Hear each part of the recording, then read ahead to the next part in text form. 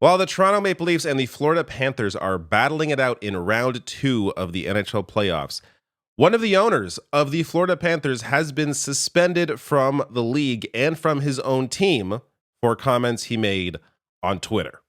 So I'm going to break down this story. I'll get to his comments shortly here, but I'm also going to get to what I find so interesting about this story. So first, here is this interaction that Doug Sifu had with a Leafs fan. Now, this exchange occurred after Game 4, after the Panthers tied up the series. The series is now at 3-3, and they're going into game, as of recording this, they're going into Game 7 on Sunday tomorrow. But here is this interaction. So Dr. Grizzo, who some people have called a shit poster, meaning he's a Leafs fan, talks some shit on Twitter, but from what I've read, really enjoys himself, has been great tweets. But he tweets this out at Doug Sifu saying, "Hey, what's worse, using headshots to win a series or using starvation as a weapon to win a war?" Now, in case you don't know, the headshots are referring to the fact that the Florida Panthers appear to love elbowing players in the head. But Doug Sifu replies to this, saying, "Actually, being a whiny dope anti-Semite is clearly worse. Loser. Not really sure where anti-Semite came from.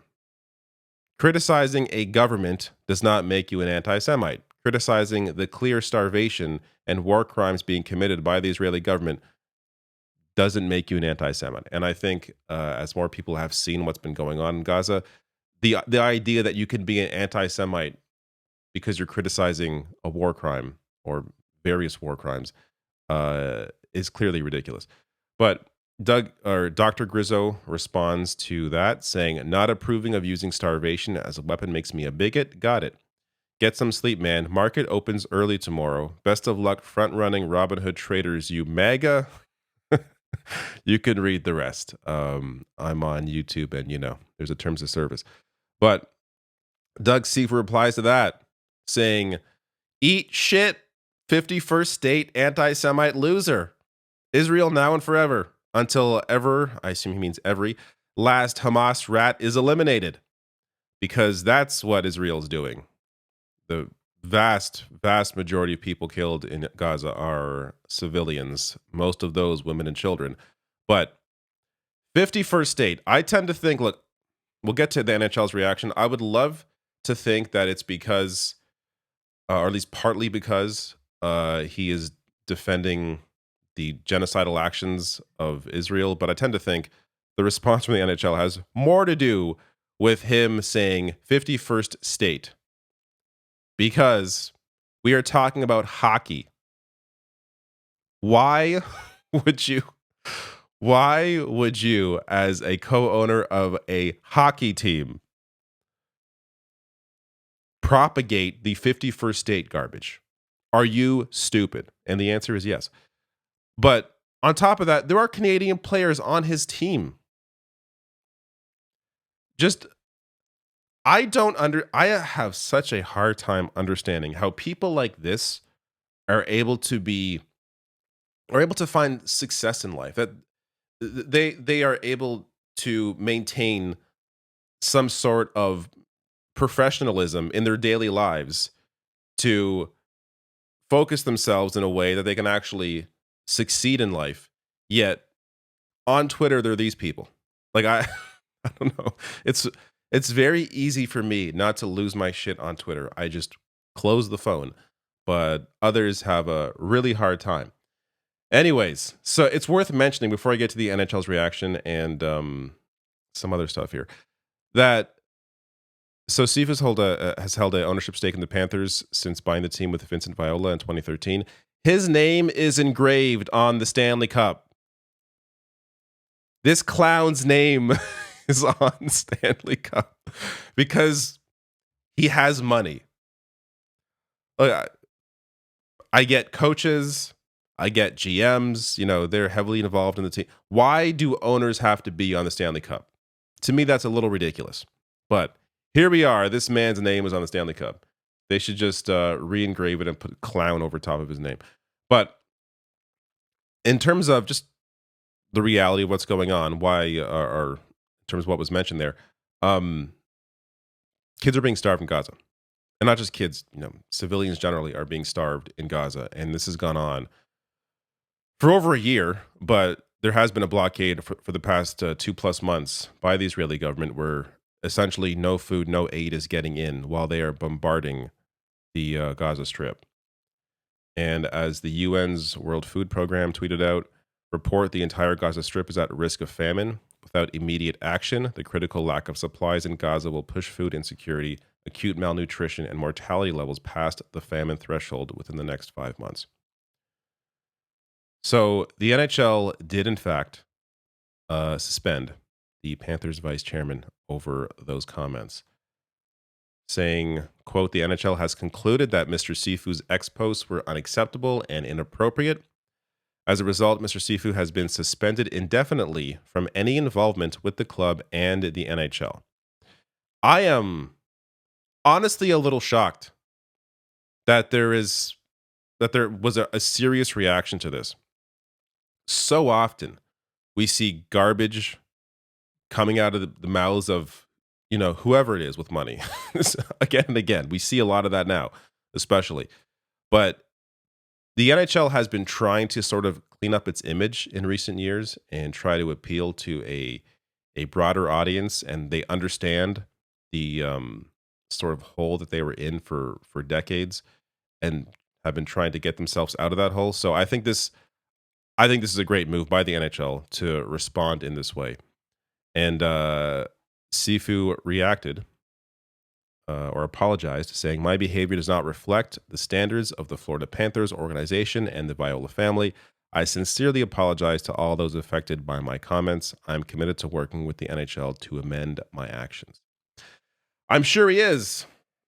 Now, the reason why this story is so interesting to me is because their comments about 51st State or defending the Israeli government are ongoing on, Twitter especially, but we rarely ever actually see any reaction to the people that make those sorts of, be it pro-genocide or defending starvation comments.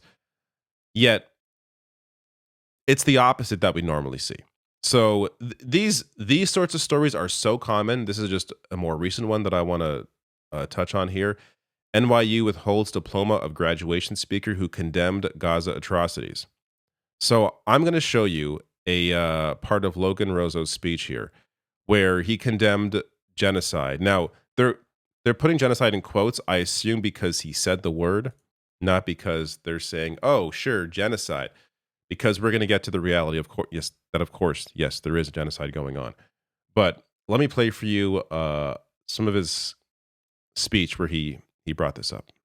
I've been freaking out a lot about this speech, honestly. And as I search my heart today in addressing you all, my moral and political commitments guide me to say that the only thing that is appropriate to say in this time and to a group this large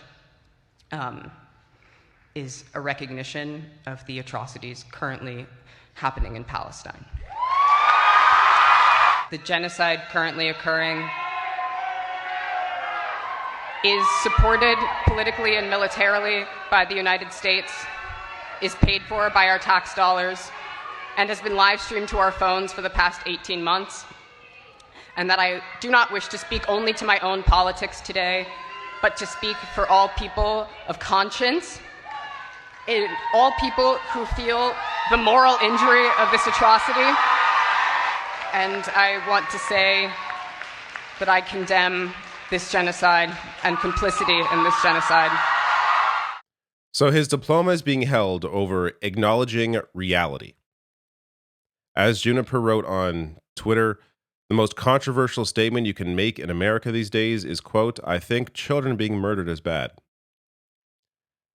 This is, and again, one of many examples. We've seen the deportations, the attempts at deportations by the Trump administration from students who were involved in the peaceful protests on college campuses over the ongoing genocide.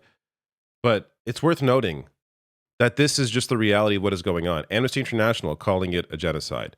Human Rights Watch calling it a genocide. United Nations saying reasonable grounds genocide is being committed. The European Center for Constitutional and Human Rights also concluding that there is a genocide going on. And as Common Dreams writes here, even once reluctant scholars are now agree on Israel's Gaza assault. It's a genocide. Can I name someone whose work I respect who doesn't consider it a genocide? Said one researcher. No. And just to be clear, that comment is from Raz Siegel, an Israeli genocide researcher at Stockton University. So it's been just, I want to say, shocking, alarming to witness the reaction by schools, by people in positions of power to just others acknowledging basic facts. Like you have what's one last headline worth sharing here. Netanyahu is under an ICC warrant, arrest warrant for war crimes. The only controversial position is not acknowledging this reality. The only controversy is not condemning the country's or administration's supporting what Netanyahu is doing or supporting him and defending him when he visits. So it's just, it's refreshing to see. I know it's barely anything. It's almost likely due to the 51st Day comment, but it's good to see there being some sort of repercussions for people who are willing to simply continue defending what's been going on.